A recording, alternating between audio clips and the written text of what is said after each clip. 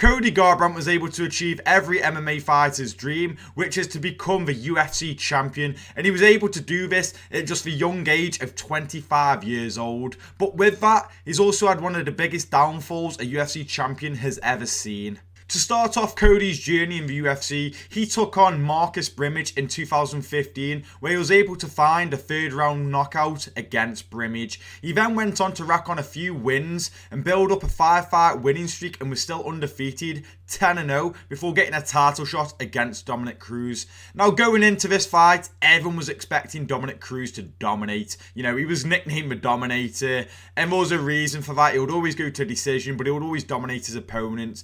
He was arguably at that time the bantamweight GOAT. It wasn't even arguable, he was the bantamweight GOAT. He had only ever lost to Uriah Faber before this, and he had gone on an impressive winning streak. Hadn't lost since he lost to Uriah Faber when he was very, very young. He came back from a bad injury, was able to dethrone TJ Dillashaw in a very close fight, and had 3 years out of the octagon. He was able to beat TJ Dillashaw. He then finished a trilogy with Uriah Faber, and again was able to get the win against Uriah Faber and dominated him and even dropped him. But then he came up against Cody Garbrandt, and this was Uriah Faber's mate, his teammate, his protege, you could say. And everyone was expecting Dominick Cruz to absolutely walk through Cody Garbrandt. Cody Garbrandt looked very one-dimensional, you know. In his last few performances before the Dominick Cruz fight, he was getting first-round finishes over the likes of Thomas Almeida, who was also a prospect at that time. And everyone was thinking, oh, well, if Garbrandt can't get the knockout in the first round, then it's Dominick Cruz's, you know, it's his win. And that wasn't the case. Cody Garbrandt was able to upset everyone, and a lot of people like to consider this the greatest title performance of all time, and he was able to dominate Dominick Cruz. This fight didn't play out the way people expected. Cody Garbrandt was able to make Dominick Cruz look like an absolute amateur and made him look silly at times, dropping Dominick Cruz multiple times, as well as showboating, which I always see on edits on TikTok now. And honestly, it genuinely was an absolutely great performance. But then he was matched up against former teammate TJ Dillashaw, and there was a lot of bad blood there. And that fight had a lot of build-up, and Cody Garbrandt lost in the second round. He started off great in the first round, was a very close round, but then was able to hurt TJ Dillashaw quite badly at the end of the first round, which TJ Dillashaw was saved by the bell. Arguably, I think if the bell hadn't have gone by that point, I think Garbrandt would have been able to finish the fight, but that wasn't the case. In the second round, TJ Dillashaw was able to drop Cody Garbrandt momentarily with a head kick, and then was able to seal the deal with a nice left hook and finish Cody Garbrandt. This was obviously the first loss of Cody Garbrandt's career, and it came by a finish. And for whatever reason, the UFC thought it would be a great idea to give Cody Garbrandt an immediate title rematch. Now, this didn't really make sense to me, considering he hadn't actually defended the title once. So why give him an immediate rematch? It made no sense to me at all. But regardless, the outcome was the same. TJ Dillashaw was able to finish Cody Garbrandt again, but this time it wasn't the first round. And Cody Garbrandt showed that his defense really was lacking. From what I remember, TJ Dillashaw was able to land the same shot 3 times in a row. You know, not the best of IQ from Cody Garbrandt, and showed that his defense was lacking. In his next fight, he was matched up against Pedro Munoz. And people were sleeping on Pedro Munoz, but I think everyone was expecting Cody Garbrandt to win this fight, including myself. And again, Cody Garbrandt got baited into a war, and he got finished. And everyone started nicknaming Cody Garbrandt, instead of his nickname No Love, No Chin, because he got finished in the first round. They were trading blows. Cody Garbrandt was chasing a finish, but Pedro Munoz has power in his hands and also has a great chin on himself, whereas Cody Garbrandt has great power in his hands, but doesn't have a great chin, and obviously doesn't have the best of defense. And he got finished in the first round, and everyone was wondering, well, what does Cody Garbrandt do now? We had moved on to the year 2020, where the whole big COVID thing happened, messed everything up, and we got a fight between Cody Garbrandt and Raphael Assunção. Now, granted, Raphael Assunção was very old at this time, you know, but he was still a veteran. It's still a very good name to have on your resume if you're a bantamweight fighter. And Cody Garbrandt was able to get a spectacular, I think it was the end of the second round, like a second left of the round, was able to knock out Raphael Assunção with one punch and walked off. It was a spectacular walk-off KO, and everyone was thinking, is Cody Garbrandt back? Has he learned from his mistakes?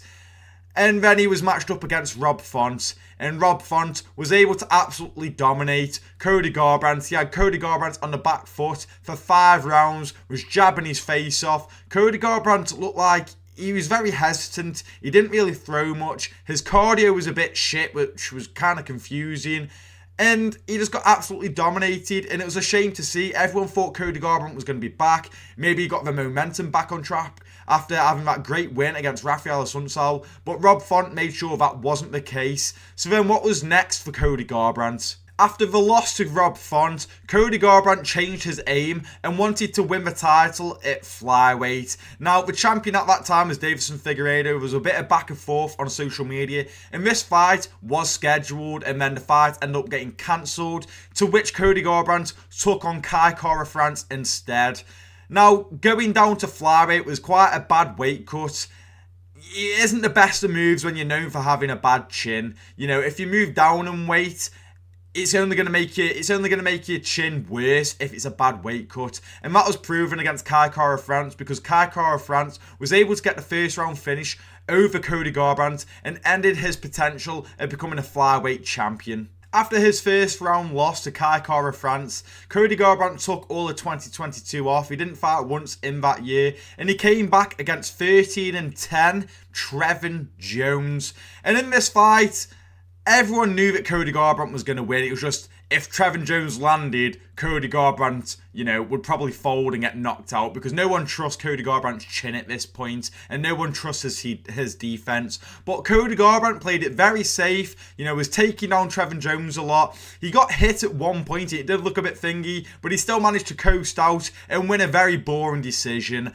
After this, he took on Brian Kelleher. You could argue a veteran in the UFC, a respectable opponent, and was able to get the first round finish and was able to get some momentum going again. This led to Cody Garbrandt taking on Deiveson Figueiredo at UFC 300, and everyone was expecting Figueiredo to walk through Cody Garbrandt. Now, granted, Cody Garbrandt did put in a very impressive performance, in my opinion, in the first round. In the first round, he was looking very impressive, was landing on the feet. Figueiredo was able to land a takedown at the end of round 1, which played into round 2, where again he knew he could wipe the floor with Cody Garbrandt when it came to the grappling, and that's exactly what he did, and was able to get the submission victory in the second round. Now, this was quite disappointing, because Cody Garbrandt looked really, really good in the first round. Deiveson Figueiredo is well known for hitting like an absolute truck and being a very skillful striker, and Garbrandt was able to avoid any offense from Figueiredo on the feet, and was able to keep it standing, landing leg kicks, landing combinations, and looked very impressive. But unfortunately for Cody Garbrandt, he got took down and got submitted in the second round, and it left a lot of fans upset, because he looked so good in that first round, and no one was really expecting that. Everyone, including myself, was expecting Figueiredo to walk through Cody Garbrandt on the feet and knock him out very early on in the first round, and that wasn't the case. But the question is, what should Cody Garbrandt do now after suffering another loss against Deiveson Figueiredo so recently?